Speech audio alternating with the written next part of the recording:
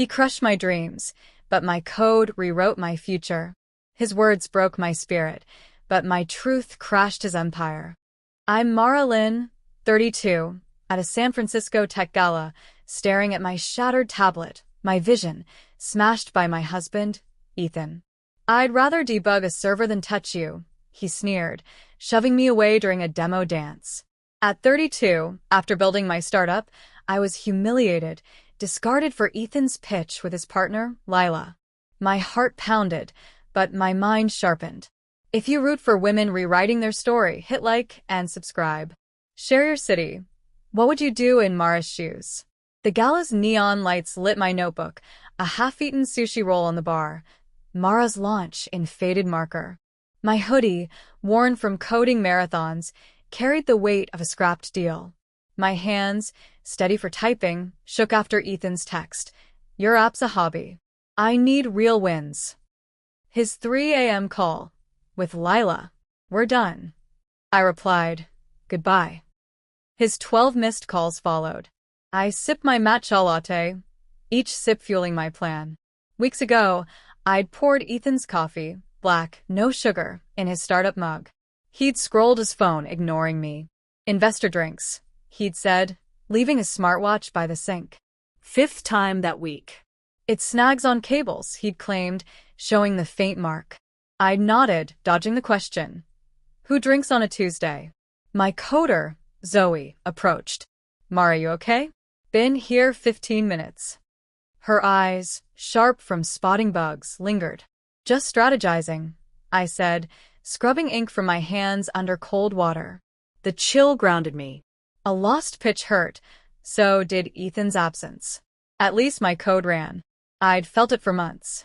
Ethan stopped praising my prototypes, ignored my late-night commits, kept raving about Lila. Lila's deals are game changers. Lila gets my vision. Her name, sleek as her pitches, grated. At his keynote, I'd worn the silk blouse he liked, but he'd texted all night, smirking. Lila's stoked about the merger, he'd said. I'd asked, who's texting? He'd shrugged. Work.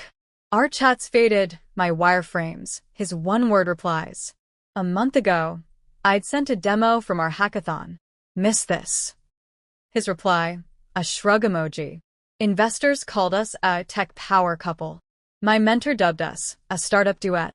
But duets were me coding alone while Ethan worked late. I took freelance gigs to escape our sterile loft. Zoe returned. You sure? I nodded, but her frown stayed. At the gala, I moved with precision, greeting VCs, calming nerves. At 10 p.m., a deal faltered. The angel investor begged, save it. We rewrote terms in 10 minutes. It held. I held her hand, steady, while Ethan's silence echoed. At 4 a.m., I sat alone, phone off. With Lila, we're done. The gala's hum steadied me. My reflection, tired but fierce. I'd saved a deal. I could save myself. By dawn, I'd split our accounts and called a locksmith. Our loft, Ethan's minimalist design, felt hollow. I packed his laptops, hoodies, smartwatch he flaunted for Lila. Her charger went last. By noon, 8 boxes lined the door. The locksmith, Kai, grinned. Husband drama? Mondays are chaos. New locks clicked, final as a compiled script. My phone buzzed, 12 missed calls, 6 texts from Ethan. Mistake. Lila's just a partner. Mara, I'm sorry. I ignored them, sipping kombucha I'd saved for us. At 5 p.m., the concierge buzzed. Mr. Lynn's keys dead. Ethan's voice broke. What's this? I said, your stuff's packed. Take it. Boxes thudded through the speaker.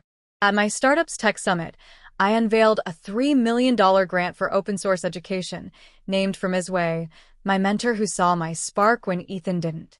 My team cheered, Zoe toasted, to Mara, who codes her own path. Ethan's texts piled, unread. Lila emailed. It was nothing. I'm off to Seattle. I didn't reply. Her tech synergy was his fantasy, not my burden.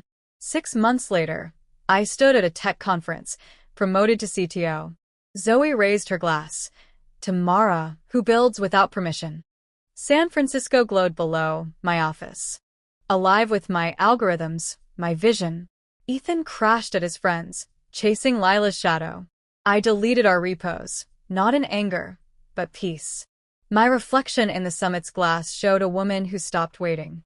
Freedom was coding my own future, line by line, stronger than any vow.